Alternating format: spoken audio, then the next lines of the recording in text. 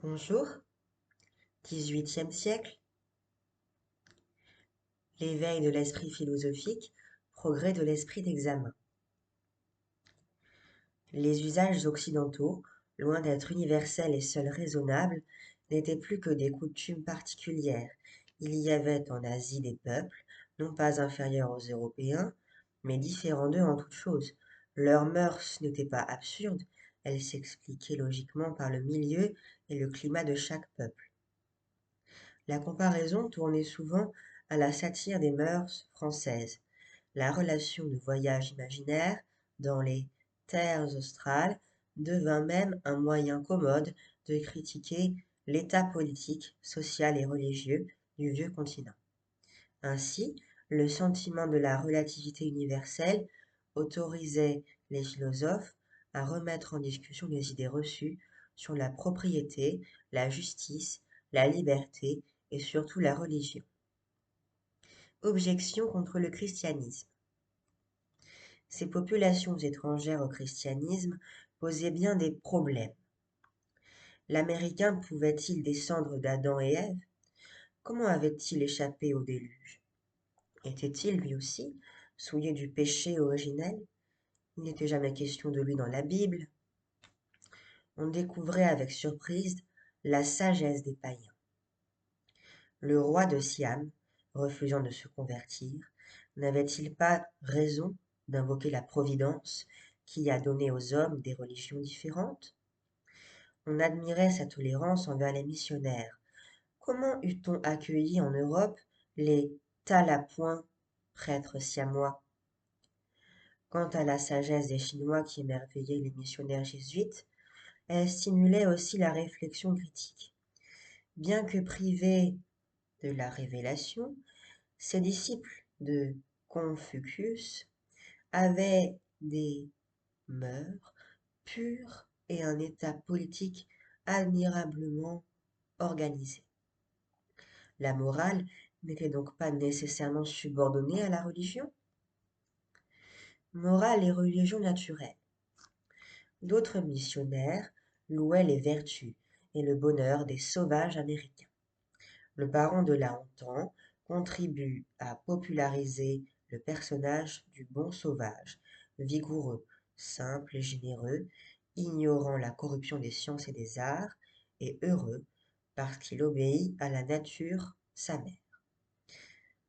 À la Hontan le civilisé, à Dario le sauvage, montre la supériorité de la religion naturelle sur le christianisme et de la morale naturelle sur les contraintes de la société civilisée. Confère Rousseau, page 308. L'examen critique des textes sacrés. La querelle des anciens et des modernes conduisit les modernes à douter des historiens anciens, dont saint Évremond avait souligné les faiblesses dès 1663. Réflexion sur les divers génies du peuple romain. L'histoire écrite jusque-là apparut comme un amas de fables. Une pléiade d'érudits, d'hommes Babylon, Étienne Baluse, du Cange, Montfaucon, se mit à rassembler les documents pour refaire avec plus de certitude l'histoire du passé. L'écriture sainte ne pouvait manquer d'être soumise, elle aussi, à un rigoureux examen. Après les libertins, qui prenaient un malin plaisir à souligner les contradictions de la Bible, les protestants, et même certains catholiques, se livrèrent à un travail d'exégèse, examen scientifique des textes, pour la débarrasser de ses erreurs, de ses préjugés, de ses légendes. L'exégèse de Richard Simon. C'est surtout l'oratorien Richard Simon, 1638-1712, qui a attaché son nom à cet effort d'exégèse. Il a eu le mérite de définir, dans leur rigueur, les lois de la critique des textes, science qui a pour objet d'établir leur degré de sûreté et d'authenticité indépendamment de tout préjugé théologique, moral ou esthétique. Ces livres s'intitulent Histoire critique du Vieux Testament, 1678, du texte du Nouveau Testament, 1689, des versions du Nouveau Testament, 1690, des commentaires du Nouveau Testament, 1693.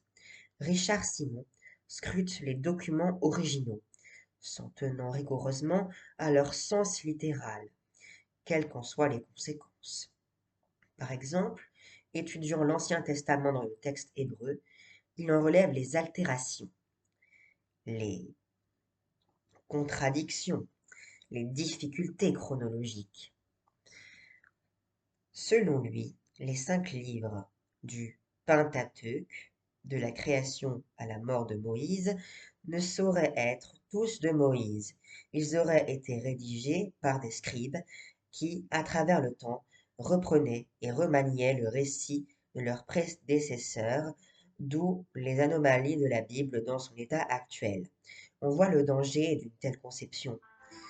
Le récit biblique de la création paraissait incohérent, composé à des époques diverses, remanié, déformé. Comment le considérer désormais comme la parole de Dieu directement inspirée et transmise jusqu'à nous dans son état original?